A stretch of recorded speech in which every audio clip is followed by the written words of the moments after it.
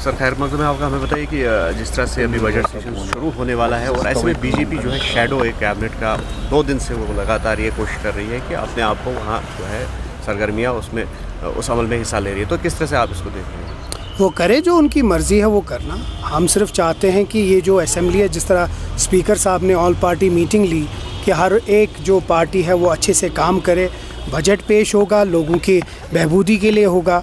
ये असेंबली में बहुत सारे सवाल उठेंगे, 90 MLA, अब तो 88 है, 88 MLAs के सवाल उठेंगे और वो लोगों के सवाल हैं।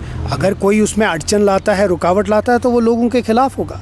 तो मेरी भी मोतबाना गुजारिश होगी इन सब लोगों से जो अपोजिशन के हैं कि हाउस को अच्छे से चलने दे। पूरा 40 दिन का सेशन है, उस सेशन में लोगों की बातें उठेंगी, लोगों के मसाइल उठेंगे, बजट में बहुत चीज़ें लोगों के हित में आएंगी, या जो गवर्नर LG एड्रेस होगा उसमें।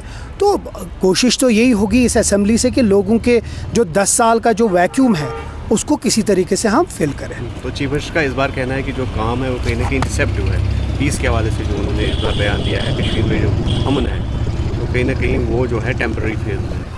नहीं, उनका जो आप बात कर रहे हैं वो बिल्कुल अलग कॉन्टेक्स्ट में था।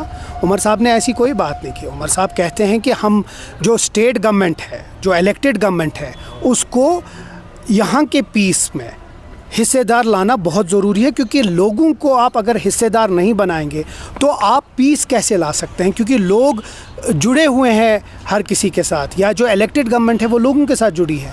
अगर आप इलेक्टेड गवर्नमेंट को इसके साथ नहीं जोड़ते हैं तो आप पीस कैसे एक्सपेक्ट करते हैं? तो डॉक्टर फारूक साहब का फिर एक बार जो है उन्होंने मुज़ाकरात पे जोर दिया है पाकिस्तान के साथ बातचीत वगैरह, तो किस तरह से आप देखते हैं? क्या हालात इस तरह के हैं, मौजूद हैं, चाहे पाकिस्तान की ही बात करें? अब जब फारूक साहब ने बोला है तो अच्छी बात है, तो अब आगे देखते हैं जब बातचीत होगी। हर एक चीज़ का हल बातचीत है और बातचीत से ही हर कोई चीज़ हल हो सकता है। कल जो नेशनल कॉन्फ्रेंस की मीटिंग बुलाई है जम्मू में, क्या कुछ किन मुद्दों पे डिस्कस होगा वहाँ पर? देखिए, ये हस्ब दस्तूर होता है कि जो लेजिस्लेचर पार्टी मीटिंग होती है उसमें सारे MLAs आते हैं। तो ऑनरेबल चीफ मिनिस्टर साहब ने वो मीटिंग बुलाई है जिसमें हमारे सदर डॉक्टर फारूक अब्दुल्ला साहब भी होंगे और जो हमारे सारे MLAs होंगे तो वो होंगे। इसके ऊपर बातचीत होगी।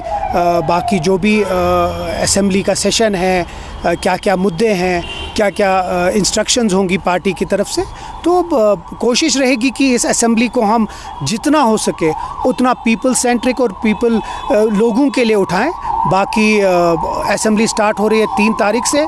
लोगों को हम एश्योर करते हैं कि जो भी बातें उठेंगी वो लोगों के हित में उठेंगी। सर, रिजर्वेशन पॉलिसी की बात करते हैं तो उस पर कैंडिडेट्स ने बोला है कि जो रिजर्वेशन है उसको, जो रिक्रूटमेंट है उसको हॉल्ट किया जाए, और जो जब तक उमर अब्दुल्ला साहब ने उनके रिप्रेजेंटेटिव से मुलाकात करके उनसे बात की है। मुझे नहीं लगता उसमें इससे ज़्यादा हमें कोशिश करनी चाहिए जो भी फैसला हो हर किसी के फेवर में हो। सर, बात करते हैं बीजेपी अभी मेन अपोजिशन पहली बार आई है जम्मू कश्मीर में, और यहाँ से हम देख रहे हैं कि बीजेपी अभी एक शैडो कैबिनेट बना रही है जिसपे उन्होंने ये कहा है कि NC पे नज़र रखी जाए, NC के कामों पे नज़र रखी जाए। तो आप इसको कैसे देखते हैं? हम चाहते हैं एक जमहूरियत में जो अपोजिशन का रोल है उनका बिल्कुल ये रोल है कि गवर्नमेंट को आंसरेबल बनाए, अकाउंटेबल बनाए, और उनका वो जमहूरी हक है।